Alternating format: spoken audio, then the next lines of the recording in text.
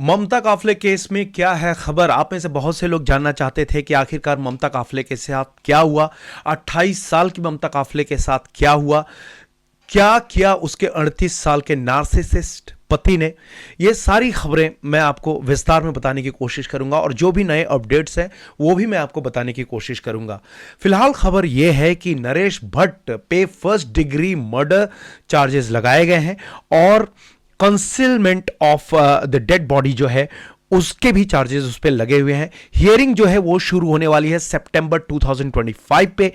नरेश भट्ट जो कि शुरू से ही बहुत बड़ा लायर बनकर के उभरा, जिसने पहली बार इंटरव्यू देते हुए ये कहा कि उसने ममता काफले को 31 जुलाई 2024 को आखिरी बार देखा। लेकिन जब दूसरे इंटरव्यूअर ने नरेश भट्ट से सवाल किया कि आपकी वाइफ कहां है और आपने उसे आखिरी बार कब देखा था, तो यहां पे वो कहता है कि अगस्त 1 2024 को मैंने अपनी वाइफ को तैयार होते हुए देखा था ऑफिस जाने के लिए।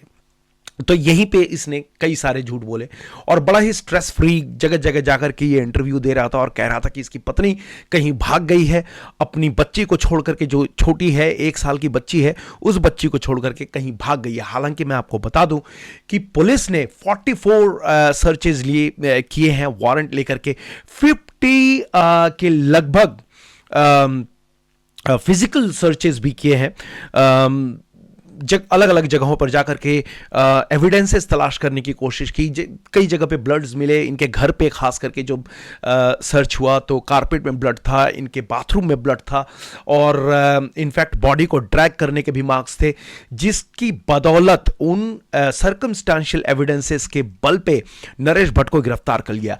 लेकिन नरेश भट्ट के जो वकील हैं वो ये कहते हैं कि आप नरेश भट्ट को जेल में नहीं रख सकते क्योंकि आपके पास कोई पुख्ता सबूत नहीं है, नहीं मर्डर वेपन है, नहीं आपको डेड बॉडी मिली है और इस बेसिस पे आपको नरेश भट्ट को छोड़ देना चाहिए। हालांकि नरेश भट्ट को छोड़ने से पहले पुलिस ने हालांकि छोड़ा नहीं है और पुलिस छोड़ना भी नहीं चाहती थी क्योंकि वो सर्कमस्टेंशियल एविडेंसेस बहुत ही तगड़े थे।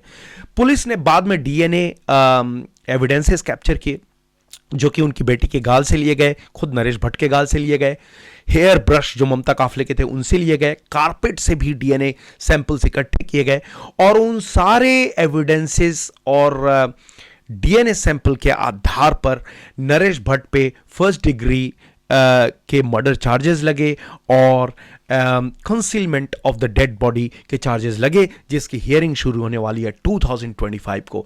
दोस्तों, मैंने शुरू में ही बताया था आपको कि किस तरीके से 28 साल की ममता काफले और 38 साल के नरेश भट्ट, एक बहुत बड़ा एज गैप था। और मुझे एक बात समझ में नहीं आती कि सोसाइटी में इस तरह के कल्चर को हम क्यों डेवलप कर रहे हैं जहां पे इतने बड़े एज गैप में लोगों की हम शादियां करा देते हैं। एक सबसे बड़ा प्रॉब्लम यहां पे यह है कि जो बड़े उम्र वाला होता है उसमें इनसिक्योरिटी हमेशा भरी रहती है और ये इनसिक्योरिटी तब और भी ज्यादा खतरनाक हो जाती है अगर बंदा या बंदी नार्सिस्टिक हो।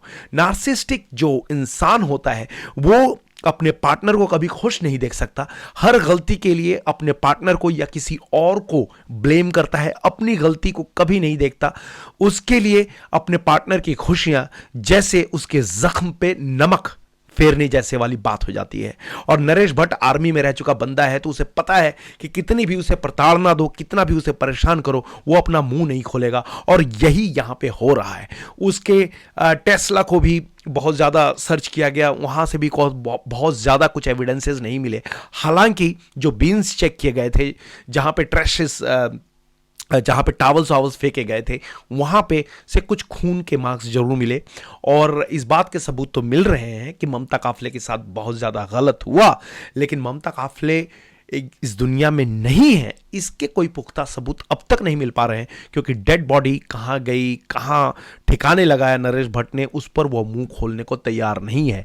हियरिंग शुरू होने वाली है सितंबर 2025 में और अब डर ये सता रहा है कि अगर पुलिस के पास कोई एविडेंसेस नहीं होंगे तो नरेश भट्ट की हियरिंग भी फेल हो जाएगी और नरेश भट्ट को सबूतों के अभाव में छोड़ना ही पड़ेगा, क्योंकि वकील चीख चीख के ये कह रहे हैं कि ममता काफले और नरेश भट्ट के बीच कुछ भी ठीक नहीं था और ममता काफले नरेश भट्ट को परेशान करने के लिए उनसे दूर जा चुकी हैं। उसने अपनी बेटी की भी फिक्र नहीं की, अपनी बेटी को भी छोड़ दिया और अपने पति को परेशान करने के लिए कहीं जाकर अंडरग्राउंड हो गई हैं, कहीं छिप गई हैं।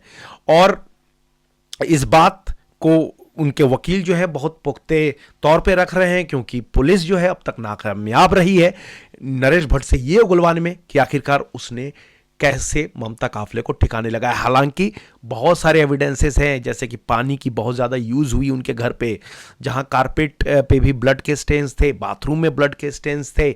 इनफैक्ट उन्होंने नाइफ्स भी खरीदा, वो नाइफ्स, लेकिन वो नाइफ मिला नहीं। नाइफ खरीदने के सबूत तो मिले लेकिन नाइफ नहीं मिला कि वो नाइफ आखिरकार गया कहाँ।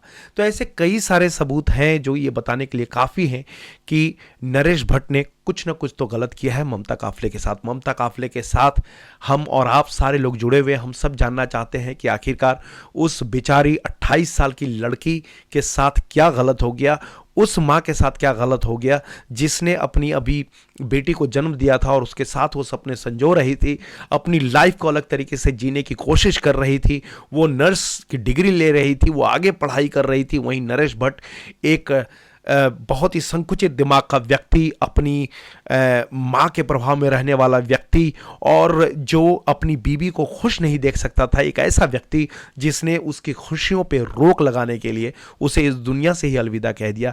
क्या ये सब कुछ निकल के आ पाएगा? क्या इस पे जो है न्यायपालिका ढंग से काम कर पाएगी? ये देखने वाली बात होगी। लेकिन मैं और आप इस पर काम करते रहेंगे और मैं आपको अपडेट्स देता रहूँगा जब भी मेरे पास कुछ भी अपडेट्स होंगे। फिलहाल मैं चाहूँगा कि आप इसको शेयर कीजिए और लोगों के साथ भी, जो लोग जानना चाहते हैं कि आखिरकार ममता काफले केस में क्या हो रहा है।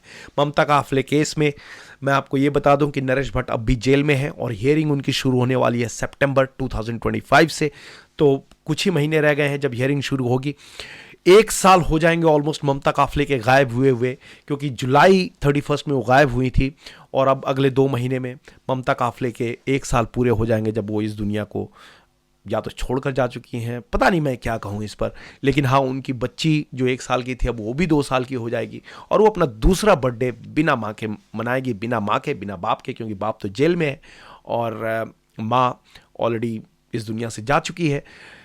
ममता काफले की माँ और भाई न्याय की लड़ाई लड़ रहे हैं और उनके साथ साथ मेरे और आपके जैसे कई ममता काफले को चाहने वाले और ममता काफले जैसी और सारी महिलाओं को जो भी इस तरीके के डोमेस्टिक वायलेंस से सफ़र करती रही हैं, उन सभी महिलाओं का साथ देने के लिए हम और आप हमेशा लड़ते रहेंगे। तब तक के लिए नमस्कार, और जैसे ही मेरे पास कोई और खबर आती है मैं ज़रूर शेयर करूँगा। धन्यवाद।